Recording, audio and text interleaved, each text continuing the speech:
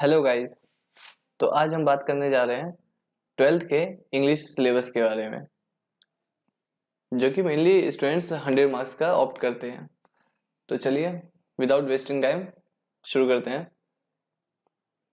जैसे आप लोगों को पता होगा, क्वेश्चन पेपर दो सेक्शन में सेट होते हैं। एक तो सेक्शन ए होता है और एक सेक्शन बी होता है। तो first of all we have to discuss section A. Section A में ऑब्जेक्टिव्स होते हैं और जबकि सेक्शन बी में सब्जेक्टिव्स होते हैं। तो ऑब्जेक्टिव्स के पहले बात कर लिया जाता है। ऑब्जेक्टिव्स आपको क्वेश्चन पेपर में 60 क्वेश्चंस आते हैं। कितने आते हैं? टोटल क्वेश्चन 60 होते हैं। बट ये याद रहे कि आपको सॉल्व ओनली 50 क्वेश्चंस ही करने होते हैं। ये समझ में आ गई चीज? टोटल क्वेश्चन 60 होंगे। ये समझ में आ गई चीज?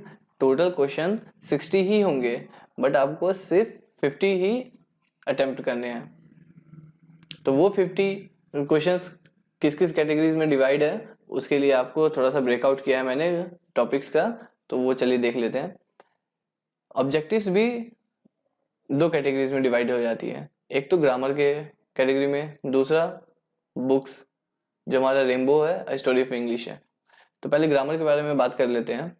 ग्रामर में टोटल क्वेश्चन 35 से 36 होता है। किसी में 35 हो जाता है, किसी में 36 हो जाता है। ये रफली एक आइडिया लगाया गया है। तो स्टार्टिंग के क्वेश्चन 1 to 35 ही लेके चलते हैं हम, कि ये कैसे कैसे किस किस टॉपिक से कितने क्वेश्चंस उठते हैं। देखिए, ये एक कितने क्वेश्चंस का कितने क्वेश्चंस पेपर के देखने के बाद क्या कहते हैं, ये आइडिया लगाया गया है। सो इसमें से एक दो क्वेश्चन ऊपर नीचे हो सकते हैं, लेकिन but most of the cases में यही रहेगा। सो इस चीज का टेंशन मत लीजिएगा आप लोग। तो ग्रामर टॉपिक में 35 क्वेश्चन होते हैं। लेट अस अज्यूम क्वेश्चन 35 होते हैं। तो पहला टॉपिक जो हो जाता है हमारा वर्ब, जिसके मेनली आपके क्वेश्चन पेपर में 3 क्वेश्चन देखने को मिलेंगे। ठीक है, जो कि 3 नंबर के होंगे। ऑब्वियस सी बात है, ऑब्जेक्टिव है तो एक एक नंबर का ऑब्जेक्टिव होता है। ठीक, तो सेकंड आ जाता है आपके पास मॉडल्स। मॉडल ऑक्सिलरी वर्ब्स जो होते हैं, इसके भी 3 क्वेश्चन देखने को आ जाते हैं। जैसे कि can, could, shall, should, may, might, ये सब जो होता है वही सब हमारे मॉडल ऑक्सिलरी वर्ब्स होते हैं। तो फिल इन द ब्लैंक्स होते हैं। तो उसमें फिल करना होता है कि कहाँ पे शुड यूज करना है, कहाँ पे कैन यूज करना है, कहाँ पे विल यूज करना है। तो उस चीज को आप एक बार ढंग से देख लीजिएगा। तो थर्ड टॉपिक आ जाता है हमारा एडजेक्टिव्स। इसके भी मेनली 2 क्वेश्चंस आ जाते हैं एग्जाम्स में। एडजेक्टिव चैप्टर्स में आपने पढ़ा होगा डिग्री ऑफ कंपैरिजन, जैसे पॉजिटिव डिग्री हो गया, कंपैरेटिव डिग्री हो गया, सुपरलेटिव डिग्रीज हो गए। तो ये सब जो है क्या कहते हैं, आपको शायद ये भी पूछ सकते हैं, फिल इन द ब्लैंक्स भी आ जाते हैं एडजेक्टिव्स में। और या फिर आपको क्या कहते हैं, सेंटेंस चेंज करने के लिए भी आ सकता है कि पॉजिटिव से सुपरलेटिव में कर दीजिए, या सॉरी पॉजिटिव से कंपैरेटिव कर लीजिए, या कंपैरेटिव से सुपरलेटिव कर लीजिए। तो किसी भी वे में पूछा जा सकता है क्वेश्चन 1 नंबर के लिए। उसके बाद प्रेपोजिशन आ जाता है हमारे पास। प्रेपोजिशन से 3 या 4 क्वेश्चन हमेशा एग्जाम में होते ही हैं। ठीक है, तो ये 3 से 4 क्वेश्चन जो होते हैं, इसमें जैसे फिल इन द ब्लैंक्स ही मेनली होते हैं। जैसे प्रीपोजिशन होता है, तो प्रीपोजिशन में हमको mainly fill in the blanks ही आते हैं, जिसमें in, from, at, on, in, ये सब चीजें फिल करनी होती है। तो depending on the fill in the blanks कि आपको क्या कहते हैं क्या फिल करना है, वो देखने के बाद ही पता चलेगा। आते हैं फिर हमारे 5th में, जो सेंटेंस होता है। सेंटेंस एक टॉपिक होता है। सेंटेंसेस के ऊपर भी आपके 2 से 3 क्वेश्चंस आते ही आते हैं। ठीक है, तो हम इसके आगे बढ़ते हैं। जो 6th पार्ट जो होता है ग्रामर का, वो देख लेते हैं। 6th आ जाता है हमारा आर्टिकल्स। जैसे हम लोग को पता है कि इंडेफिनिट आर्टिकल्स होते हैं, डेफिनेट आर्टिकल्स होते हैं। ठीक है, इंडेफिनिट में ए एन होता है और डेफिनेट में दी द को हम लोग बोलते हैं। तो ये ए एन द, ये कहाँ कहाँ पे फिल करेंगे, फिल इन द ब्लैंक्स ही होते हैं कि एन कहाँ पे यूज होगा, ए कहाँ पे यूज होगा। वही चीज सब इसमें फिल इन द ब्लैंक्स में आ जाता है। और टाइम एंड टेंस सबने अच्छे से ही पढ़ा होगा, बचपन से ही पढ़ते आ रहे हैं ये सारे टॉपिक्स जो है। तो इसके क्वेश्चंस 8 क्वेश्चंस आ जाते हैं। सबसे बड़ा टॉपिक यही होता है ग्रामर का, और यही होगा सबसे ज्यादा क्वेश्चंस आपके ऑब्जेक्टिव्स में से उठेंगे। तो ये 8 क्वेश्चंस उठेंगे। So don't forget to attempt this topic. Okay, आप लोगों को समझ में आ रहा है? ओके, चलिए आगे बढ़ते हैं। उसके बाद 8th पार्ट है voice, active voice, passive voice, active to passive करना है या पैसिव टू एक्टिव करना है, सेंटेंस दिया रहेगा उसके अकॉर्डिंगली। तो इसके भी 2 क्वेश्चंस आ जाते हैं, 2 या 3 क्वेश्चंस मेरे हर एग्जाम में आ जाते हैं। उसके बाद 9th हो गया ट्रांसफॉर्मेशन, ट्रांसफॉर्मेशंस भी, इसके भी 2 क्वेश्चंस आ जाते हैं। नरेशन हो जाता है, जो डायरेक्ट इनडायरेक्ट स्पीचेस होते हैं, इसके 3 क्वेश्चंस आ जाते हैं। ऐसे सब्जेक्ट वर्ब एग्रीमेंट है, इसके भी 3 क्वेश्चंस आ जाते हैं। उसके बाद स्पेलिंग करेक्शन है, इसके 2 क्वेश्चन के आपको क्या कहते हैं 3 से 4 जो है कि इनकरेक्ट स्पेलिंग दे दिया जाएगा और आपसे पूछा जाएगा कि इसमें से कौन सा सही है, ठीक है। तो इसके 2 क्वेश्चंस आ ही जाते हैं। और एक 1 वर्ड सब्स्टिट्यूशन होता है, वो आपके 1 क्वेश्चन रहता ही रहता है एग्जाम में, ठीक। तो आप लोगों को ये ओवरव्यू मिल गया कि हाँ किस टॉपिक से कितने क्वेश्चंस उठते हैं, एक वेटेज पता चल गई जिसके अकॉर्डिंगली आप लोग प्रिपेयर कर सकते हैं ग्रामर का पोर्शन। तो ये 36 क्वेश्चन या 35 क्वेश्चंस तक आ ही जाता है। उसके बाद रही रेस्ट ऑफ द क्वेश्चंस जो है ऑब्जेक्टिव के हमारे बुक से उठते हैं, जो कि 36 to 60 क्वेश्चंस। जितने बचे हुए क्वेश्चन है 35-36 के बाद जो बचे हुए क्वेश्चन है वो आपके बुक से ही आते हैं। तो बुक्स के में आने का मतलब हो गया कि आपका रेम्बो हो गया, स्टोरी ऑफ इंग्लिश हो गया, इसमें से क्वेश्चन ऑब्जेक्टिव होते हैं कि जैसे कोई कहते लाइन उठा ली और उसमें उससे पूछ लिया कि हाँ ये प्रोज का है कि पोइट्री का है, कहते या फिर किस कहते हैं किस टॉपिक का है ये, मतलब किस चैप्टर का है। तो इसके अकॉर्डिंगली आप बुक को भी प्रिपेयर कर लीजिएगा, that would be better for you guys. तो ये हमारा ऑब्जेक्टिव का सेक्शन कंप्लीट हो चुका हुआ है, जो कि 60 क्वेश्चंस आते हैं, करने अपने को 50 ही हुए, ठीक। अब आते हैं देख लेते हैं सब्जेक्टिव के ऊपर कि सब्जेक्टिव का क्या सीन है। अब हमारा सब्जेक्ट सेक्शन बी आता है, it's also very important thing, ठीक है। तो सेक्शन बी आता है, इसमें सब्जेक्टिव होते हैं मेनली। अब सब्जेक्टिव कितने मार्क्स के होते हैं, 50 क्वेश्चन तो उधर ऑब्जेक्टिव के थे हमारे पास, और 50 कितने बचे बचे rest of the marks left is 50 marks, okay. So अब इसको देख लेते हैं कि इसको कैसे ब्रेकआउट किया जा सकता है या एग्जाम पैटर्न कैसा है कि कितने मार्क्स का क्या आता है। तो सो दैट आइडिया हो जाएगा आप लोगों को प्रिपेयर करने में बहुत ईजी होगा।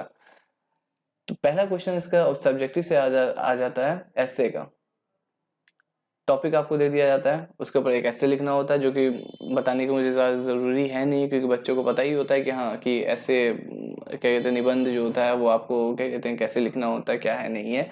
इसमें आपके 5 दिए रहेंगे एस्से, किसी भी टॉपिक अलग अलग टॉपिक पे, उसमें से सिर्फ आपको एक ही करना है। ऑप्शंस बहुत होते हैं, it's very easy to attempt, so please क्या कहते हैं इसको अटेम्प्ट करना ही करना है, क्योंकि वेटेज भी इसका ज़्यादा है। 5 क्वेश्चन में सिर्फ आपको 5 टॉपिक में सिर्फ आपको एक ही अटेम्प्ट करना है। और वो एक जो है 8 नंबर का होता है, ठीक है। तो टोटल एस्से का कितने मार्क्स हो गए, 8 मार्क का आपको एस्से आता है। फिर सेकंड क्वेश्चन हो जाता है एक्सप्लेनेशन, ओके। तो वो प्रोज का, ठीक है, प्रोज का होता है। अब इसमें देख लीजिएगा कि इसमें भी 1 आउट ऑफ 4 आपको 4 ऑप्शन दिए रहेंगे, 4 लाइंस समझ लीजिए दी रहेंगी, उसमें से सिर्फ एक करना होता है। एक्सप्लेनेशन मतलब कि प्रोज है तो किसी भी चैप्टर का एक लाइन जो इंपॉर्टेंट लाइन होती है उसको उठा लेंगे और उसको आपको एक्सप्लेन करना होगा कि उस लाइन से आप क्या समझते हैं या कि टॉपिक से क्या आपको पता चलता है, आपने क्या पढ़ा है। तो उसमें भी आपको 4 ऑप्शन 4 जो है आपको कहते लाइन्स दी ही रहेंगी, तो उसमें से सिर्फ आपको एक करना है। तो ये भी आप अटेम्प्ट कर सकते हैं, क्योंकि आपके पास क्या कहते 4 कहते लाइंस दी रहेंगी, ऑप्शंस हैं आपके पास, तो कोई एक ही करना है। तो वो एक करने के लिए आपको 4 नंबर मिलेंगे। तो टोटल कितने का हो जाएगा, 4 मार्क्स का। एक क्वेश्चन अटेम्प्ट करना है 4 नंबर का, तो टोटल मार्क्स कितने होंगे, 4 मार्क्स का। ऐसे ही एक्सप्लेनेशन आपका पोइट्री के सेक्शन का भी आ जाता है। ऐसे ही आपको क्या कहते हैं 1 आउट ऑफ 4 इसमें भी होता है, 1 आउट ऑफ 4, ठीक है। 4 लाइन्स होंगी, उसमें से किसी एक को ही आपको एक्सप्लेन करना है, वो भी 4 मार्क्स का हो जाता है। उसके बाद 4th क्वेश्चन आ जाते हैं आपका एप्लीकेशन या लेटर, दोनों रहती हैं और करके रहेगा, ठीक है। या तो आप एप्लीकेशन लिखिए या तो लेटर लिखिए, ठीक है। दोनों में से सिर्फ एक ही लिखना है, जो कि आपका 5 नंबर का रहेगा। और क्या कहते हैं उसके लिए आपको मिलेंगे वही 5 मार्क्स। एक क्वेश्चन अटेम्प्ट करना दोनों में से, एप्लीकेशन अटेम्प्ट करिए या लेटर अटेम्प्ट करिए, 5 नंबर आपके पास आ जाएंगे। उसके बाद 5वां पार्ट हो गया हमारे पास शॉर्ट क्वेश्चंस।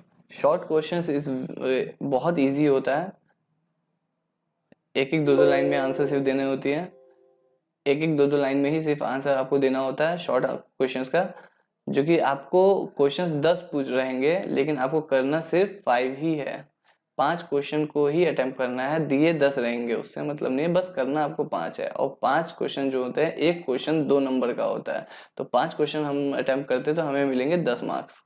ठीक है, चलिए इसके आगे बढ़ते हैं कि छठा क्वेश्चन क्या होता है। देखिए इसमें समझिएगा, ये क्वेश्चन थोड़ा इंपॉर्टेंट है।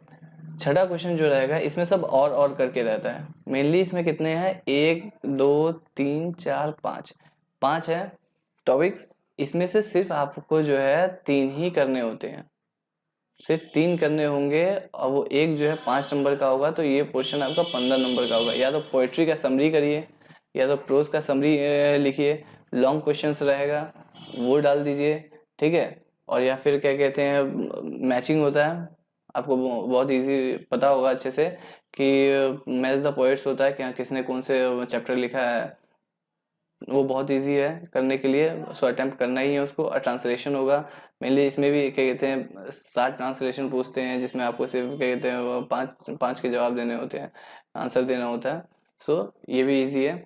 तो पोइट्री समरी में भी ऑप्शंस होते हैं कि आपको ऐसा नहीं है कि सिर्फ एक देंगे उसमें से एक करना है, आपको मेनली क्या कहते हैं most of the time 3 options रहते हैं, एक करना होगा आउट ऑफ 3, ये चीज समझिएगा। इसमें भी सेम ही है, 3 चैप्टर के नाम होंगे पोइट्री के, तो उसके क्या कहते हैं किसी एक का ही आपको उस चैप्टर का समरी लिखना होगा। और प्रोज का भी वही होगा, 3 चैप्टर होंगे, सिर्फ एक ही का आपको समरी बताना होगा, ठीक है। लॉन्ग क्वेश्चंस 2 होंगे और करके होगा, दोनों में से एक करना है, ठीक है। मैच द फॉलोइंग होगा, 5 आएंगे, ट्रांसलेशन भी आपको बता ही दिया है। तो इसमें से आप या तो पोएट्री करिए, प्रोज करिए, या लॉन्ग क्वेश्चन करिए, बस 3 ही करना है। या तो फिर आपको ट्रांसलेशन करना है, मैच द पॉइंट्स करना है, या लॉन्ग क्वेश्चन करना है, तो ये 3 करिए। तो डिपेंडिंग ऑन योर सिचुएशन या डिपेंडिंग ऑन योर प्रिपरेशन, वो आपके ऊपर है कि आपको कौन सा इजी पार्ट लगता है, या फिर क्या आपने कौन सा बेटर तरीके से प्रिपेयर किया है उसमें से। बट करने 3 ही हैं, इन 5 में से आपको करने सिर्फ 3 हैं। सिर्फ कितने करने हैं, 3 क्वेश्चन ही अटेम्प्ट करने हैं, जो कि एक क्वेश्चन आपका 5 नंबर का होगा, तो 3 क्वेश्चन आपके 15 मार्क्स के हो गए टोटल। कितने के हो गए, 15 मार्क्स के, ओके। और लास्ट क्वेश्चन हमारा आता है पैसेज और प्रिसाइज, पैसेज राइटिंग और प्रिसाइज राइटिंग। पैसेज दोनों में से एक ही करना है, या तो पैसेज कर लीजिए या तो प्रिसाइज कर लीजिए, ठीक है, 1 आउट ऑफ 2। ठीक, पैसेज क्या हो गया कि एक पैराग्राफ दे देगा, उसके नीचे आपको 4 क्वेश्चन दे देंगे, तो चारों क्वेश्चन में से उसी पैराग्राफ में से आपको आंसर उन चारों क्वेश्चन का ढूंढ के लिखना है, ठीक है। और प्रिसाइज राइटिंग भी वही हो गया कि आपको एक पैराग्राफ दे देगा, उसका बेस्ट सुटेबल टाइटल्स जो होता है टाइटल, वो लिखना है, और उसको प्रिसाइज करके, पैराग्राफ को प्रिसाइज करके छोटा करके जो इंपॉर्टेंट पॉइंट्स है जो बताना चाहता है उस पैराग्राफ में, वो लिखना होता है। तो इन दोनों में से कोई आप एक करिए, वो आपके ऊपर है, कोई एक ही करना है, जो कि आपके 4 मार्क्स के होंगे, तो ये टोटल आपके 50 मार्क्स कंप्लीट हो जाएंगे। So good luck for your preparation, okay. I hope कि मैंने बहुत हद तक क्लियर कर दिया है। अगर ये तो you can ask me on comments, I will be there, okay. So thank you for watching, please do like, subscribe and comment guys, thank you so much.